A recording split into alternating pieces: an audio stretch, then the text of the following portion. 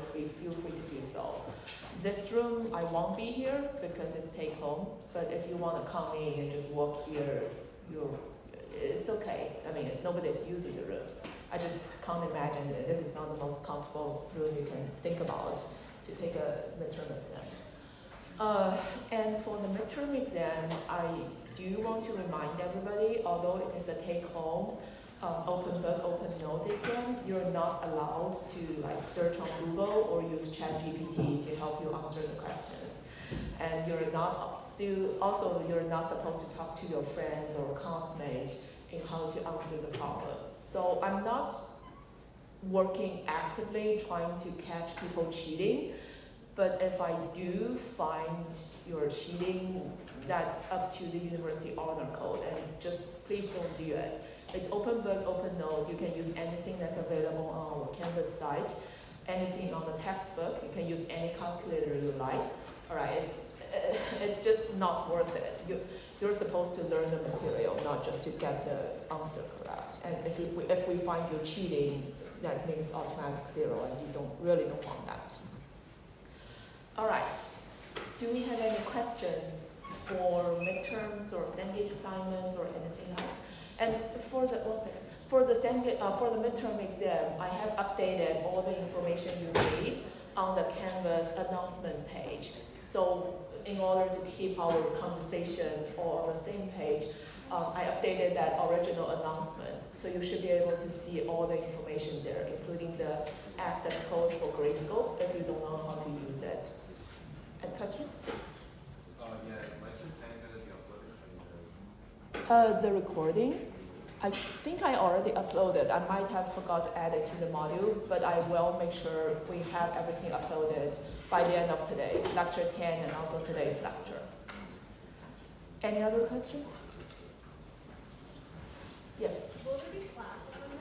No, there won't be any. We're not meeting on Monday because you're having the midterm exam. The exam will be open from 9 a.m. to 9 p.m. Again, you have 90 minutes plus 15 minutes grace period because it's the first time we're using Gradescope, and I hope that 15 minutes can mend any technical difficulty you might have encountered. Any other questions? Okay, so today is a buffer lecture. So when I say buffer lecture, is I intendedly put this lecture here so we can catch up on topic that we left over, and we can also go back and redo some problems together, especially on topics that appears to be confusing to lots of people here. So today we will catch up on two topics, which is the electron diffraction spectrum and also the Heisenberg uncertainty principle. I think these two topics Dr. Kovner didn't finish when she was working with you for the lecture. And then last lecture, I sort of rushed through the photoelectron spectroscopy, and I don't want to do that. So we're going to do a problem together on the photoelectron spectroscopy and also review some of the materials we sort of rushed on Wednesday lecture. And before we move on, I want to spend a little bit more time talking about Schrödinger equation, because it seems like that's one of the topics that people are asking a lot of questions about. All right, and for these topics, the electron diffraction spectrum, Heisenberg uncertainty principle, and photoelectron spectroscopy, these we didn't finish, so they will not appear on your midterm 1. They might appear on midterm 2 or your final. The Schrödinger equation are fair game for midterm 1. All right, so going back, for electron diffraction spectrum, before we talk about electron diffraction spectrum, I want to quickly remind you when we're talking about the Broglie wave, we came to the point of a general understanding that any wave have particle-like behavior and vice versa, or we call it the wave-particle duality. The other way to put it is any particle that's moving with a magnitude of linear momentum p will have wave-like properties. And in the Broglie wavelength, lambda is associated with that motion. And if you recall, the Broglie wavelength lambda here equals to h over p, where h is my Planck constant, P is the magnitude of the linear momentum of that moving particle. So that's a theory. We're scientists, and when we're talking about theory, you always want to find actual proof in real world, in experiments, to validate your theory. So electron diffraction spectrum is one of the application and also validation of the existence of wave-particle duality using the de Broglie wavelength. Before we go into the electron diffraction spectrum, we want to quickly talk about the X-ray diffraction. Because X-ray diffraction is using light, and light also have wave-particle duality that's been previously demonstrated. So let's just look at how light behaves in these diffraction spectroscopy, and then we'll move on to see how electrons behave in these diffraction spectroscopy. And at the end, we'll see light and electrons actually behave relatively similar, and that's a good demonstration in that light has wave-particle duality, and electrons also have wave-like property and wave-particle duality. So, X-ray diffraction. There are lots of math associated with X-ray diffraction, but for this class, what I want you to know is how to get the idea, like how these diffraction patterns are created. So, in this case, when we're talking about the X-ray diffraction, what we're saying is whenever you have high energy X-ray that penetrates deeply into a single crystal. Right, so if you imagine single crystal, every dot here represents a node in your crystal. So when you're having crystals in a crystal, you have atoms aligned along with each other in some kind of ordered pattern. So every dot here represents an atom. In the X-ray diffraction spectroscopy, what is happening is we have incident X-ray that's in this red line.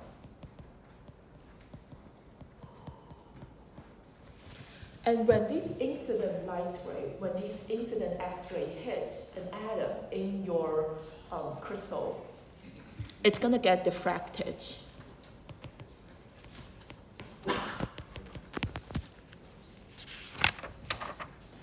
All right, so in this case, now you have two different waves. The first wave is the incident X-ray, that's your original light source. And then whenever that incident X-ray reaches an atom in your crystal, you're going to observe a diffracted X-ray. So when we're having two waves of similar wavelengths meet each other, they will interfere with each other. So this is a quick review. Imagine we have a random wave and also another wave with wavelengths as close to each other. So whenever these wavelengths are similar to each other, they can interfere and create a new wave.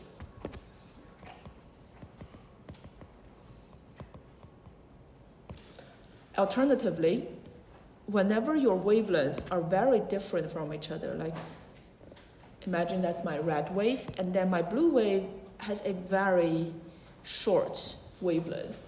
And whenever these wavelengths doesn't match with each other, means they're very different from each other, you have very small interference.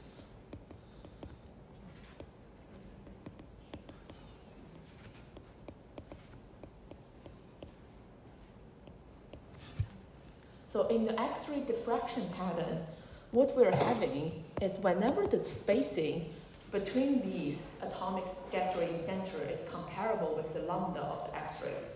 So that means when your wavelengths and the crystal spacing are comparable. When I say comparable in this class, I'll make it very clear. It's going to be, say, your lambda is like 0.5 nanometer, and then the spacing could be like 0 to 1 nanometer. So for this class, whenever I'm saying they're comparable, I want to make it very clear. They're really similar to each other. And whenever in the diffraction spectroscopy, whenever your crystal spacing and the wavelengths of the X-ray you're using, they're comparable with each other, you're expecting some kind of diffraction pattern. again, what we have here is imagine one of the plane wave is my incident X-ray. And on the right-hand side, we have the diffracted X-ray.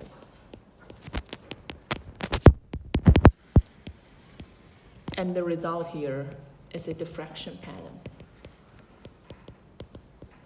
So this is the same as when I'm drawing two waves interfere with each other, just in three-dimensional. Now you have a two-dimensional wave going in and two-dimensional wave interfere with each other to create that diffraction pattern. And X-ray diffraction has been widely used with lots of application, especially to determine structures of complicated molecules like DNAs or proteins. And the double helix DNA, this is one of the classic or famous application of the X-ray diffraction pattern. So that's a little bit of the background when we're using light to create the diffraction spectroscopy. Alternatively, remember when we were talking about the wave-particle duality of electrons. So the idea here is that if electrons also have wave-like property, one of the consequences of electrons have wave-like property is you expect electrons can interfere with each other like an X-ray. So what we have expected is a diffraction pattern like the X-ray diffraction pattern if the de Broglie wavelength of that beam of electron is comparable with your crystal separation. All right, so the connection we're trying to make here is we know for light, you can create diffraction pattern. You can create those diffraction pattern whenever the crystal spacing and the light, the wavelength of the light matches each other. And then what we have is electrons also have wave-particle duality with a certain de Broglie wavelength. So as long as the de Broglie wavelength of your beam of electron matches the crystal spacing, you're also expecting a diffraction pattern. So that's why it's called electron diffraction spectroscopy.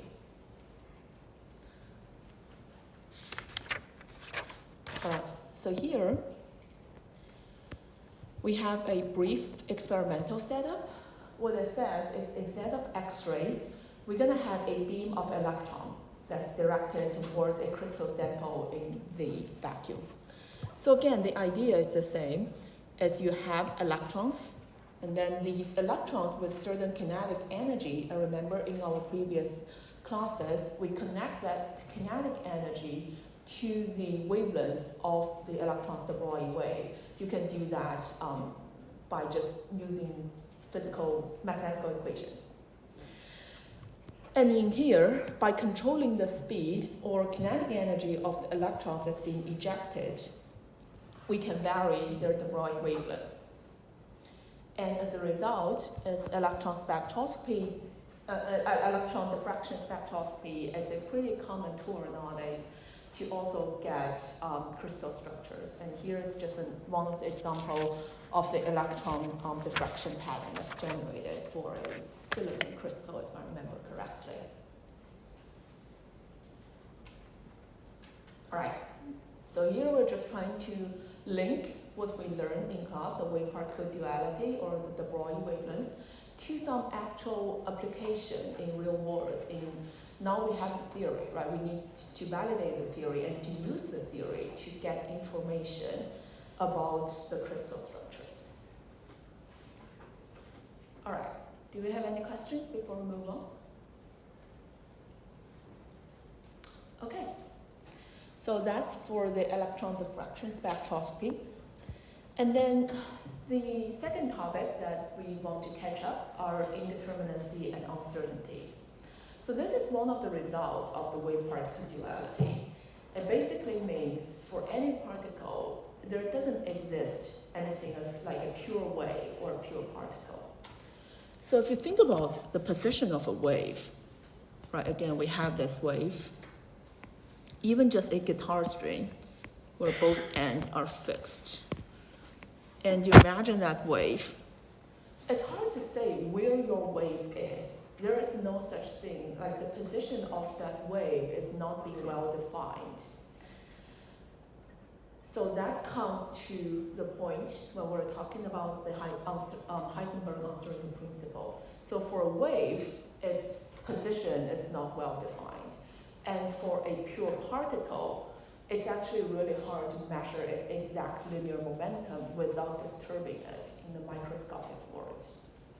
So the consequence of the wave-particle duality is now we have the Heisenberg uncertainty principle.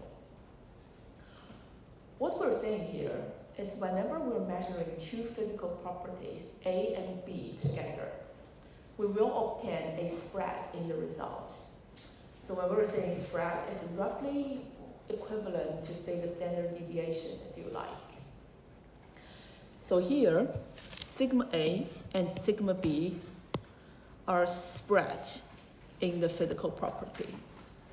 So sigma A, that's the spread of A when taking the measurement, and sigma B is the spread of B.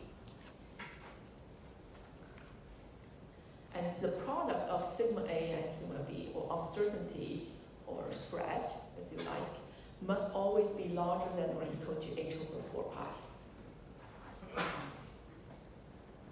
So because we're talking about spread of physical property A and B, my sigma A and sigma B will always have the same unit as property A and B.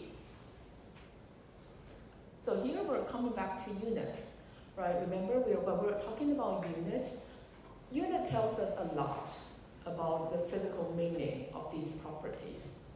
So in this case, on the right-hand side of the equation, we have h over 4 pi. So apparently 4 pi, that doesn't have any unit, it's just a number. And then h is our Planck constant. And looking at our Planck constant, that is Joule second or kilogram meter square per second.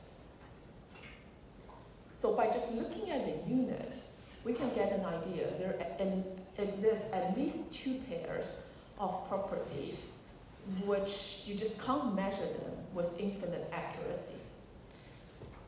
So if you think about it, from this Joule second, what we have is time times energy. This one we won't go over in great detail. And then for this kilogram meter square per second, we have what we care more about in the Heisenberg uncertainty principle. That means the position and the momentum of a particle cannot be measured with infinite accuracy. So let me just write it down again. We have sigma A, sigma B, larger than or equal to h over 4 pi here. And in this case, position is our A, and then momentum is our B. And you can check the unit of position, which is in meter, and the unit of our momentum, which is kilogram meter per second. And the product of these two units gives you the product of the Heisenberg, the Planck constant. In my annotated notes and also my recording for this lecture, I went over a careful example in why we don't see Heisenberg uncertainty principle in our macroscopic world, and how does it affect the microscopic particles, and like how that's come to play, and what you should expect for Heisenberg uncertainty principle in exam questions. So that's in the lecture recording and also the annotated notes. Do we have any questions before we move on these two topics? Okay, so now let's do two problems together. One is on the photoelectron spectroscopy that I sort of rushed at the end of last lecture.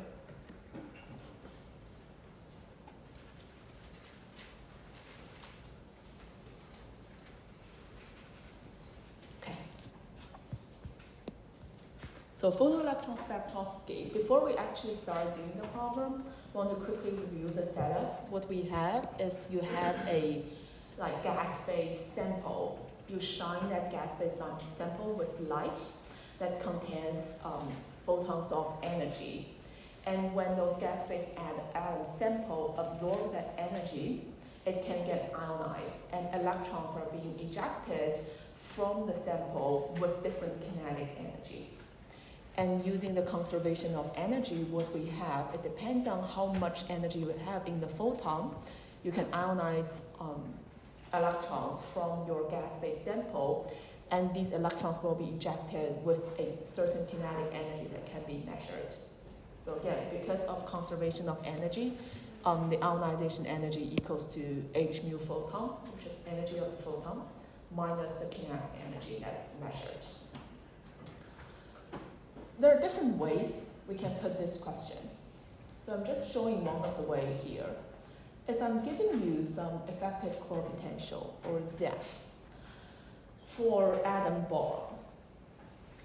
And we have, say, the effective core potential for the boron 1s orbital to be 4.68, that for the 2s orbital to be 2.58, that for the 2p orbital to be 2.42. And we see some young chemists use X-ray with lambda equals to 5 nanometer to excite that boron sample and try to ionize electrons from atomic orbitals of that boron. Can you sketch the predicted photoelectron spectrum? You don't have to worry about the actual height of the peaks. I know in AP chemistry you might, but for now we don't have to worry about the height of the peak. And then express your energy in Rydberg. I could also ask you to express that energy in Joule or electron volt. That's just unit conversion. All right, so let me just create a new page and we can work on it together. First thing first, what does my spectrum look like? So, in this case, what we're measuring in the spectroscopy is how much kinetic energy is still available after the electron is being ejected. So that goes back to our original example here, right? So the amount of kinetic energy available, the maximum we can have is the energy of the photon. I'm just going to leave it here. So I'm just going to put a random X here, and then we'll calculate that photon energy.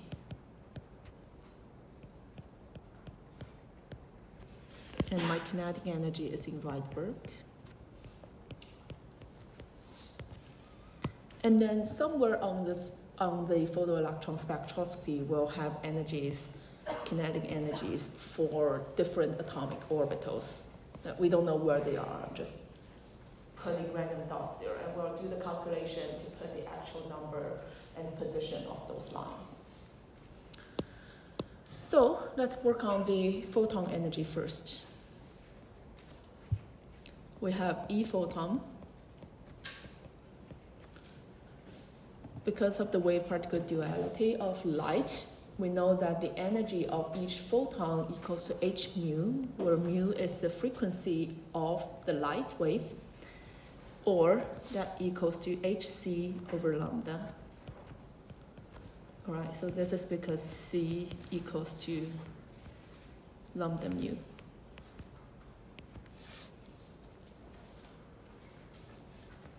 And then we've done this several times, so I'm just gonna write it with you.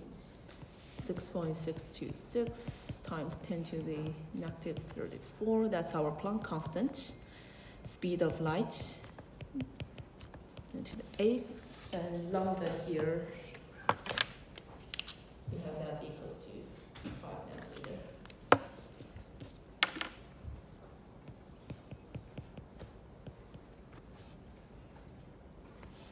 And then we want to translate our energy from Joule to Rydberg.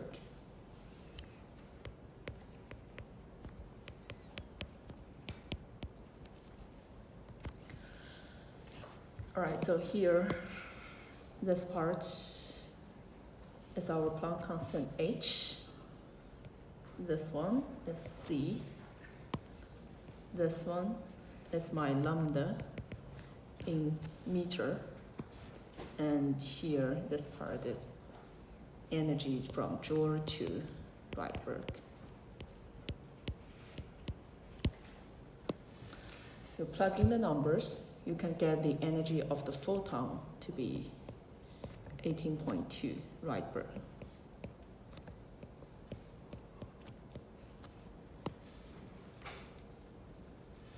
So I'm just going to put my energy of the photon here to be 18.2.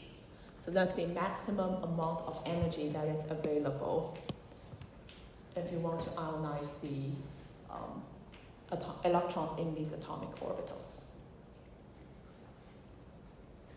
All right. And then we can move on to study the ionization energy and what does this ionization energy comes from. So for this one, we want to use the Koopman's approximation.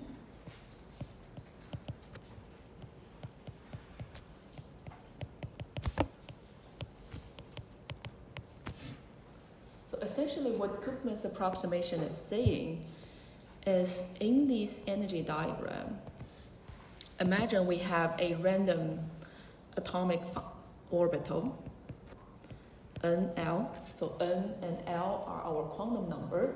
N basically tells you the principal quantum number, L is the angular momentum quantum number. It's like 2p, 3p, 2s, 1s, right? Just different quantum number here. And then when we're talking about ionization energy, what we're having is some random atom is going to lose its electron to infinitely apart. So this electron is moving infinitely apart from the nuclei.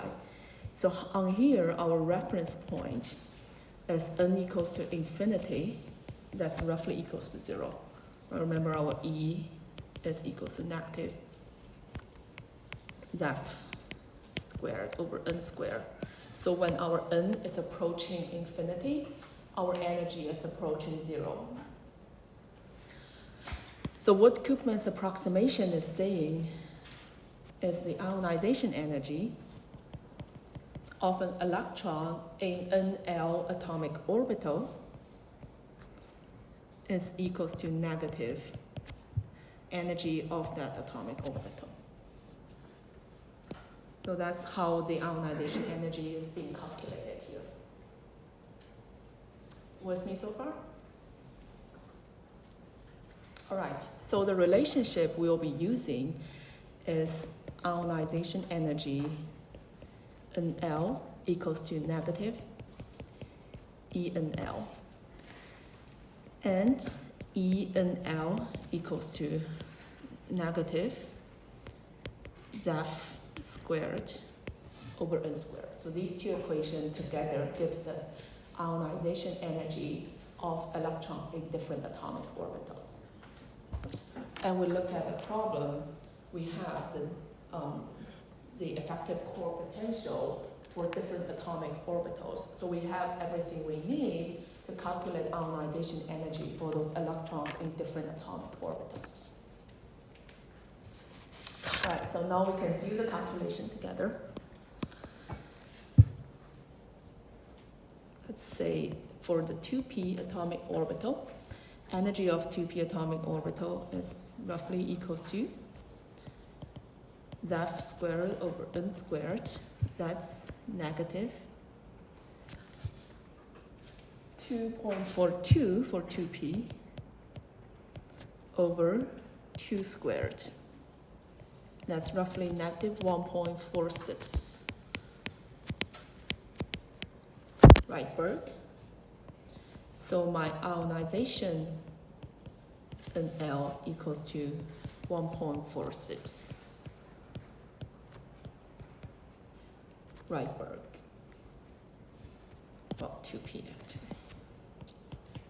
And consequently, my kinetic energy 2p equals to E photon minus ionization energy 2p, that you can calculate it to be 18.2 minus 1.46. That's 16.7 Rydberg.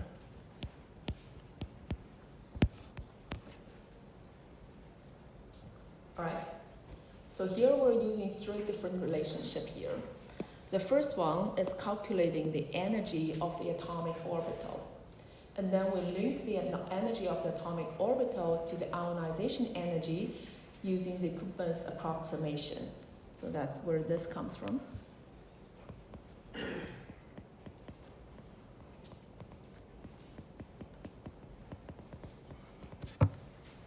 And then the kinetic energy part, this is the conservation of energy.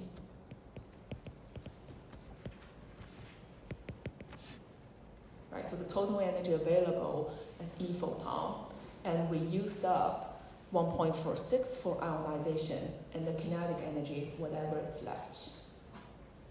So that's how we get the kinetic energy for the electron coming from a 2p atomic orbital to be 16.7 Rydberg. So we can add it there.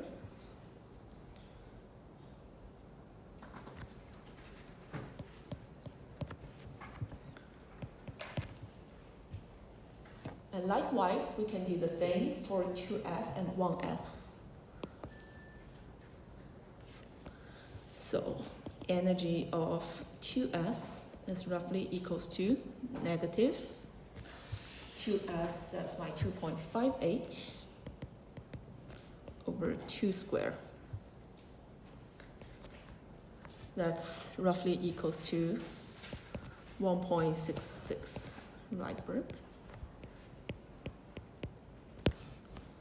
And then the ionization energy of 2s equals to 1.66. And the kinetic energy equals to 18.2 minus 1.66. That gives you 16.6 Rydberg. Wait, I'm sorry.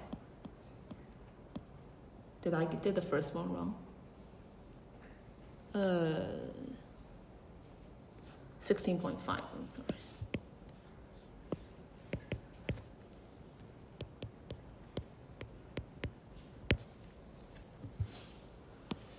So we can go back and plot it on our initial diagram here. It's about 16.5.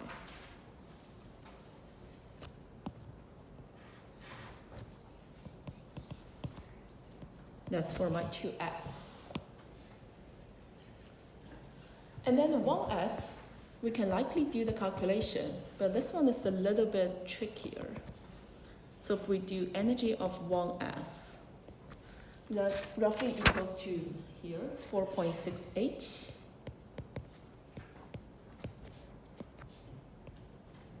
Divided by 1 squared. That's roughly equals to negative 21.9. Rydberg.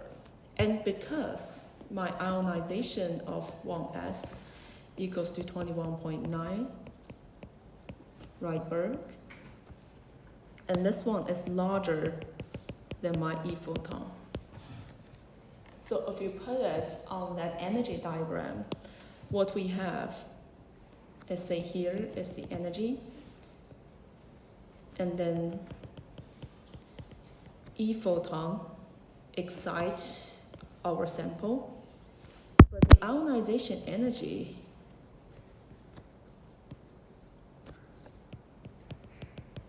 is larger than your E photon, so nothing will be ejected. Your X-ray doesn't have enough energy to eject that electron from the 1s atomic orbital. So there's no line for 1s atomic orbital ejection. There's no kinetic energy, no electrons being ejected. So at the end of the day, what we have on our spectrum are just two lines, right? We have the photon energy labeled on the spectrum, and then we have two lines, one for 2s, one for 2p. The 1s electrons won't have enough energy to be ejected.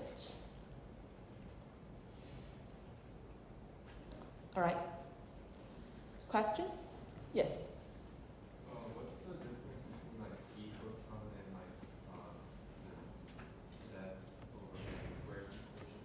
So the question is, what's the difference between E photon and the Z equation? So here's one common thing I want to clarify again. We will be dealing with a lot of energy equations. You're soon seeing more energy equations. But here you want to understand, what does it mean? So when we're saying E photon equals h mu, the knowledge we're using is the wave-particle duality of light. What we're saying is for light with frequency mu, it consists of little packet of energy, and each photon consists h mu of energy. So for this E photon equals h mu, we're talking about the energy in each photon. That's the first equation we're using. The second equation here, this one, the ENL equals to negative Z square over N square.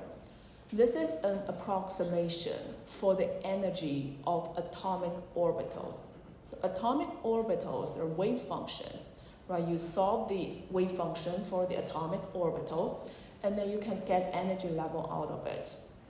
So this is talking about the energy of each atomic orbitals with quantum number n and l. So they're fundamentally different things, and we will have different energy equations for different physical meanings. So before you just go and grab any energy equation, just really, really think about it, what the question is asking about, what kind of equation you should be using. Yes? For predicted photoelectron spectrum, is that maybe like a number line in that case? Yeah, so this one is depending on how much energy you have, right? So if I use a higher energy X-ray, I might be able to excite my 1s electron, and then you'll see the 1s line there as well. So it just depends on how the number comes out from your calculation. All right, I think I should move on to talk about the Schrödinger equation that lots of people appear to be confused. So what I want to do is I want to go over the physical meaning of the Schrödinger equation with you one more time, and then we'll do one example question together. So, Schrödinger equation. When we're talking about Schrödinger equation, or this is what we're talking about, this is the general form of the Schrödinger equation. What we have is we're talking about a very fundamental rule of quantum mechanics. Schrödinger equation is not any like energy equation like we use. You can imagine it as the Newton's law in classical physics. It tells you everything, but you want to use it in the correct way. So in this case, what we have is this first part. This one is the differential equation.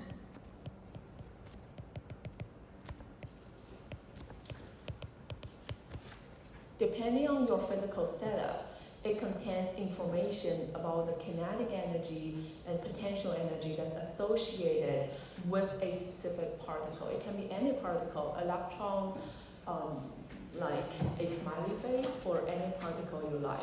All right, so the Hamiltonian gives you information about differential, about the energies, kinetic energy and potential energy.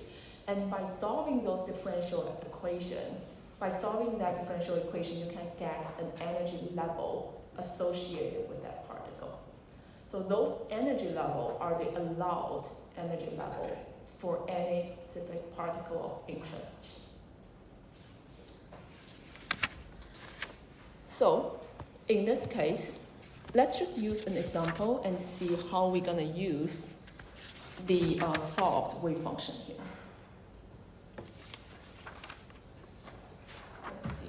This came from one of my previous exams.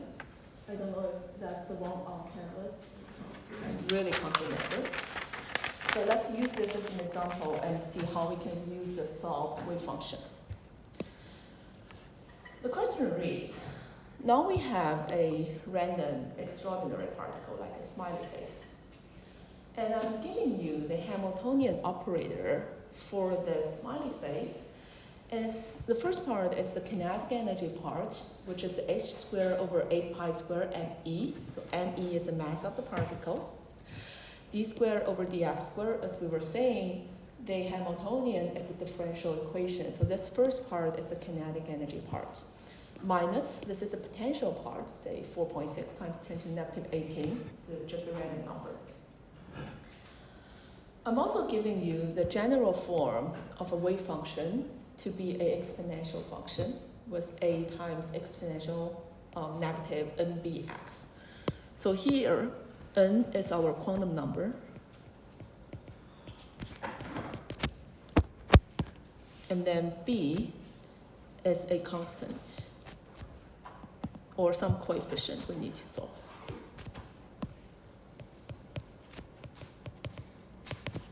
And then a, this is our normalization coefficient.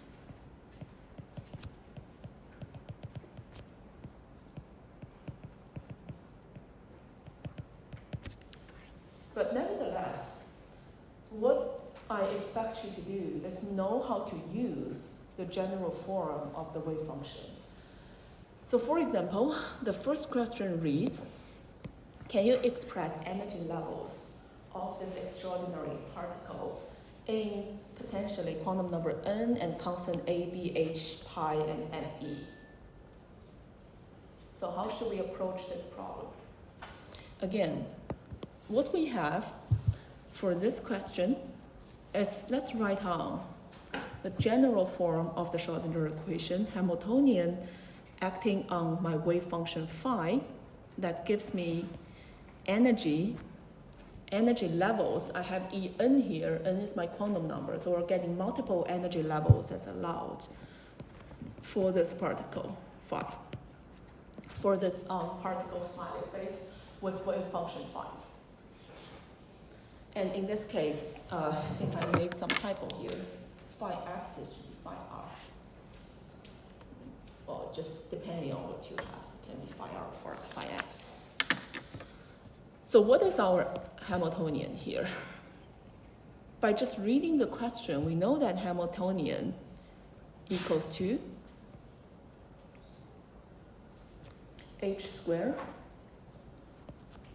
over 8 pi square me minus 4.6 times 10 to the negative 18. So let's just write it out. What we're doing here is I'm plugging in my Hamiltonian. So that's h squared, 8 pi squared, me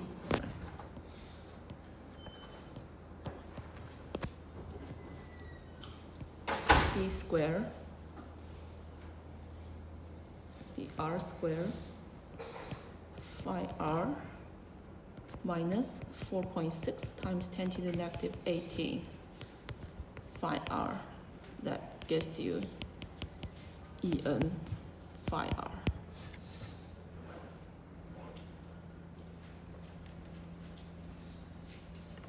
And in here, there are several things we don't have to worry too much about. For example, in this one, that's just a constant. My energy, that's not a differential equation. What's the tricky part is how to solve this differential equation. So I'm just going to leave out everything and just write down the differential equation part for you. So this one is given in magic calculus. The r squared phi r equals to d squared, the r squared, and that's given here, right? That's my wave function. A exponential negative n b r that equals to a squared n squared b squared exponential negative n b r. So this part is given in magic calculus.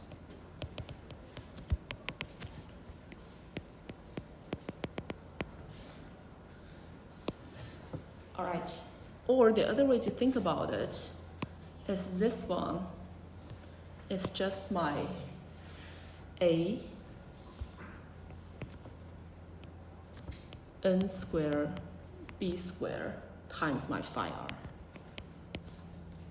All right, so my phi r equals to a e exponential of negative NBR. So this just equivalent to A times N squared B squared phi R. Do I have an additional square for A? Yes. So now we're ready to plug in our magic calculus back to the Schrodinger equation.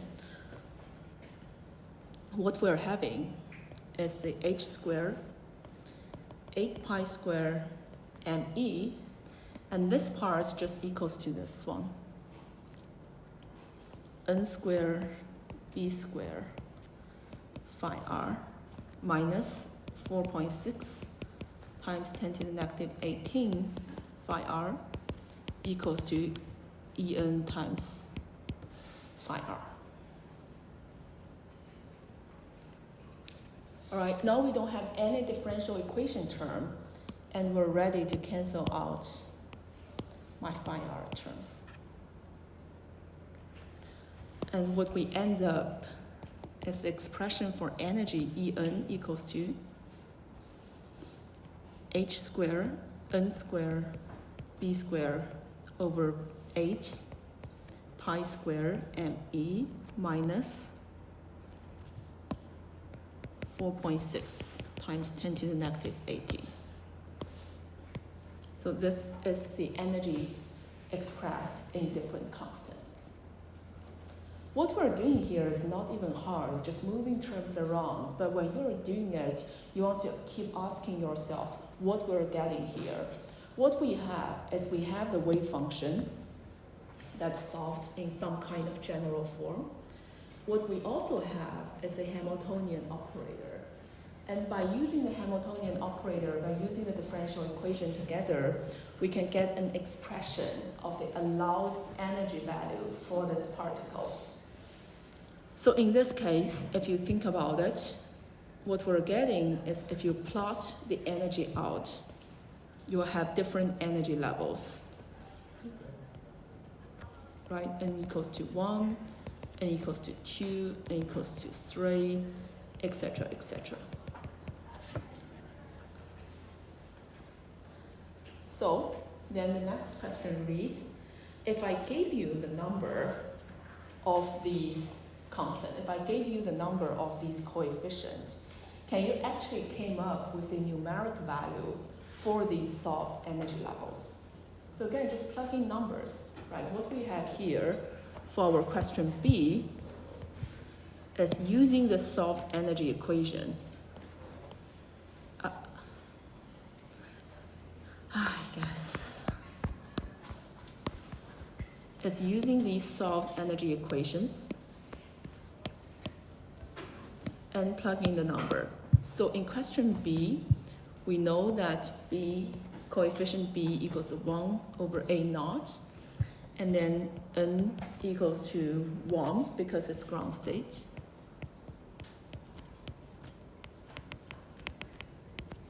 And now we have all the information, right? H is the number, N equals to 1. B now becomes a number. It's in 1 over the Bohr radii. 8 is a number, pi is a number, mass of an electron is a number, and that potential energy is also a number. And you can solve for N equals to 1. I'll post my answer for the simple question very soon on our annotated note, but you can try that. Just plug in the numbers and solve for the actual energy level. Likewise, now we have an actual number associated with these energy levels. You can imagine connecting these topics to the spectroscopy we were talking about. This one is the absorption spectroscopy. Is now you have different energy level you can solve. You can imagine what kind of laser you should use if you want to excite your smiley face. And at the very end, for the last part of the question, you probably don't need to solve it, but I could also ask you to set up an integral if you want to find the probability of this particle. So the question is asking for a probability of finding the particle in the fifth excited state in the region 04. So what we have is we know the probability equals to phi squared somewhere dr. So we're talking about fifth excited state.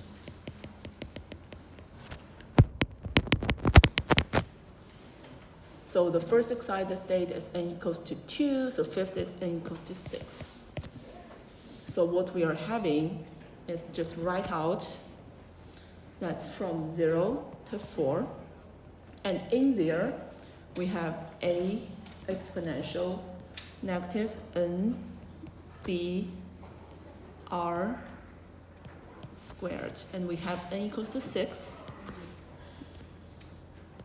That goes to 0 to 4. A exponential. We know b equals to 1 over naught. So 6r a naught squared dr. You could also further simplify it to 0, 4 a squared exponential negative 12r over a naught dr. Just how to set up the probability integral. So I have the answer key posted on Canvas, annotated note. You can check that out after 10 a.m. today. So this is the type of expectation I wish you could learn how to use this software function. And good luck with everything. There's another TA Q&A session in the afternoon today in Young Hall. You can find the location and time on our Canvas announcement.